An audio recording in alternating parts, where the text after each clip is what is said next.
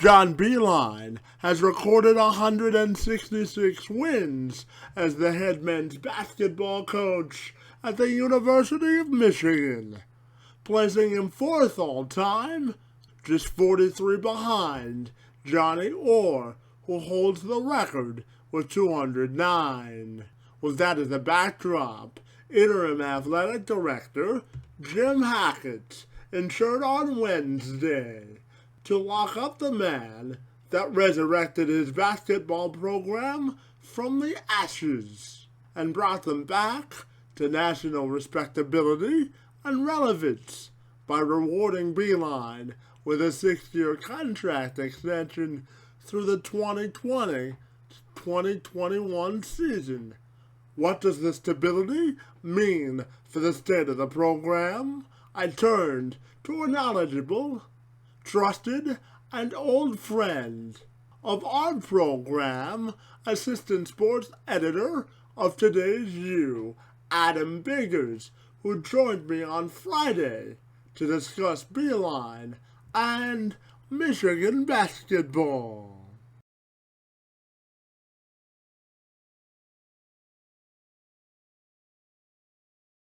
So Adam, first of all, we want to welcome you back to the Tremendous Advantage podcast, and thank you for talking John Beilein and Michigan basketball with us this afternoon. Hey, no problem, Kevin. Anytime, man. So on Wednesday, I guess, the university decided to give John Beilein an extension through the 2021 season. As a coach, he's got 717 victories. He's got 166 as the head coach of Michigan. So I'm wondering your thoughts on the overall extension itself and how much credit he deserves for resurrecting the Michigan basketball program. Well, I think that John Beilein is most certainly deserving of this extension. I think he's one of the premier coaches in the game. I think his integrity, his honest attitude, the way that he approaches, the way that he coaches, the way he represents the University of Michigan couldn't be any better, Kevin. I think that, like I said, he's very well deserving of this extension. It came up a lot during the summer when he was recruiting because kids wanted to know, hey, are you going to be around, when I'm an upperclassman? And John's contract expired in 2019, so he said that he had, and I'm quoting him here, mild discussions during the summer with athletic director Jim Hackett.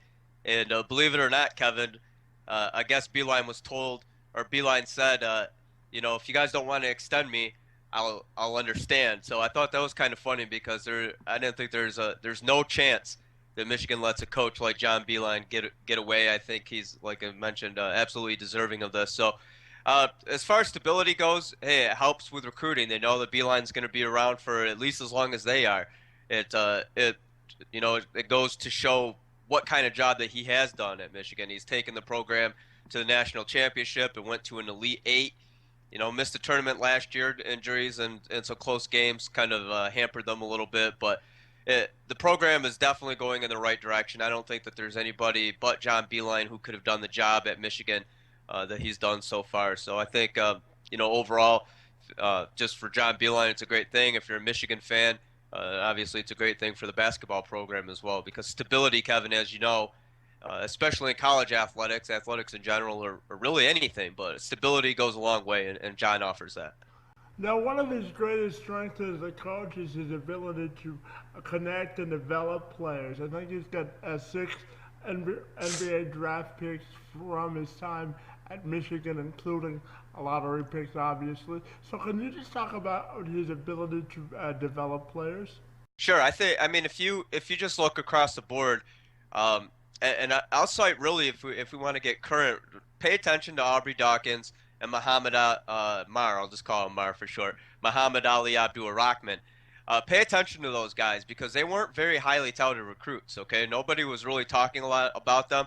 I think that they're going to be very good players for Beilein, and as you mentioned, he's got a great way of being able to connect with guys, coach them. We hear this a lot about coaches, and it's tossed around a lot. They, so and so gets the most out of his players. Beilein's one of those guys.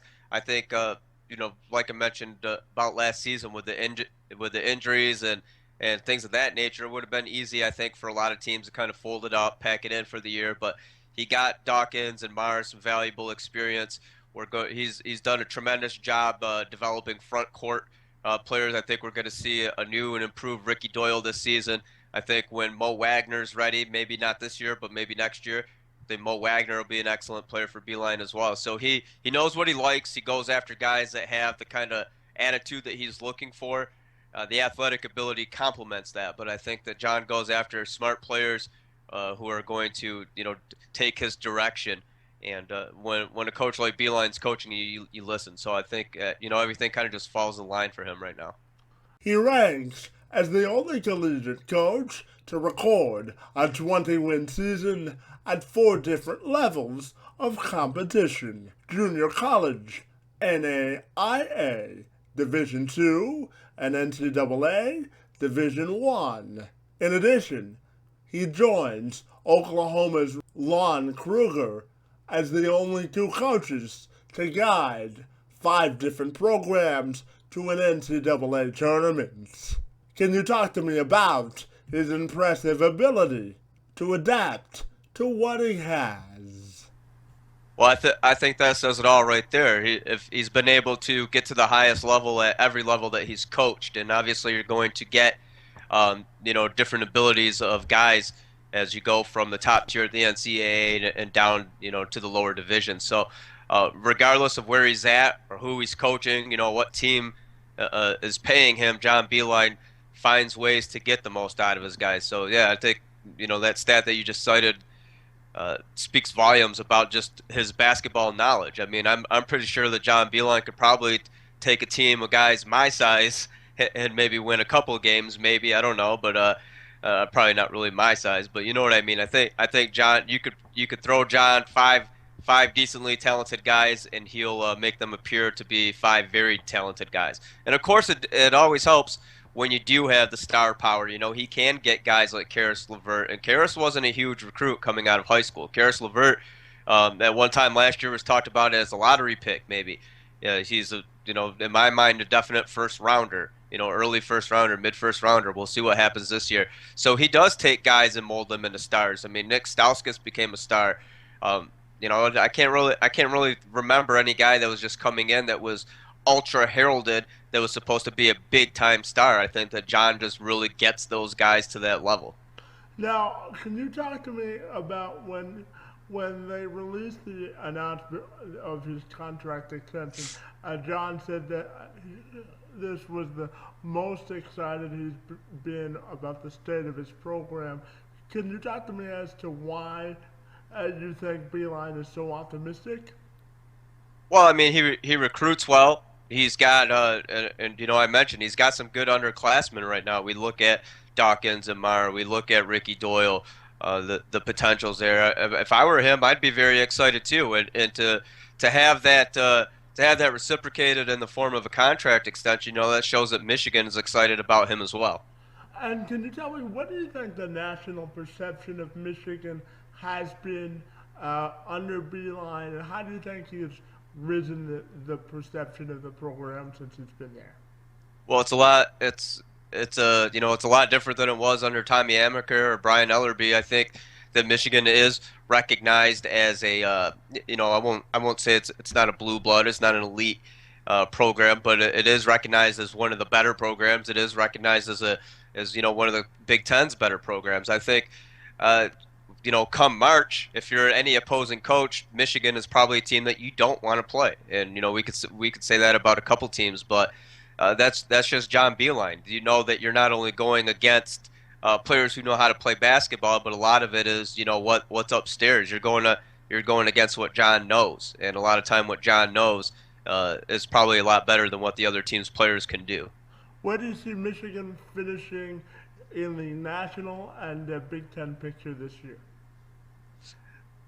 You know what? I'm really, Kevin. I'm kind of concerned to see what happens with these injured. I was gonna say industries injuries. Sorry.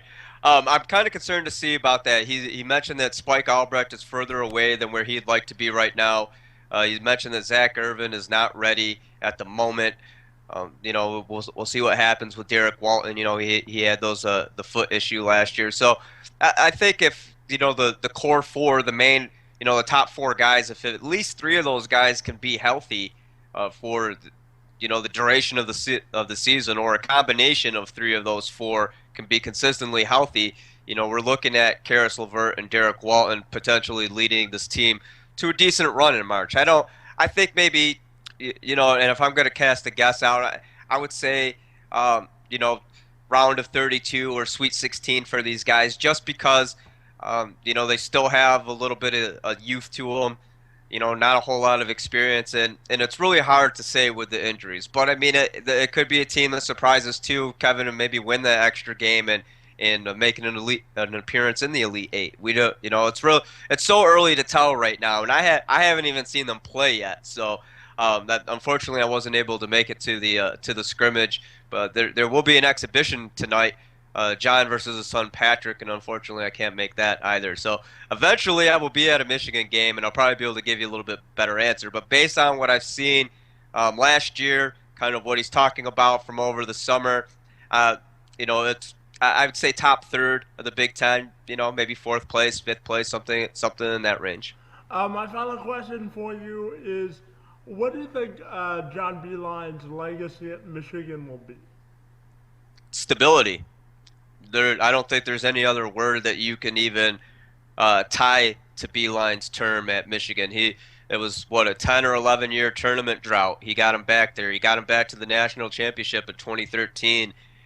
Did so, with some young guys, some freshmen named Mick Stauskas, and so it's a when I look at what he's done, it's kind of the model of how to bring back a program, right? I mean, at one time, Michigan was a very good basketball program in the 90s, late 80s, and it kind of lost its way a little bit. But John, I think if you look at the job that he's done, it's kind of like the blueprint on how to rebuild a program.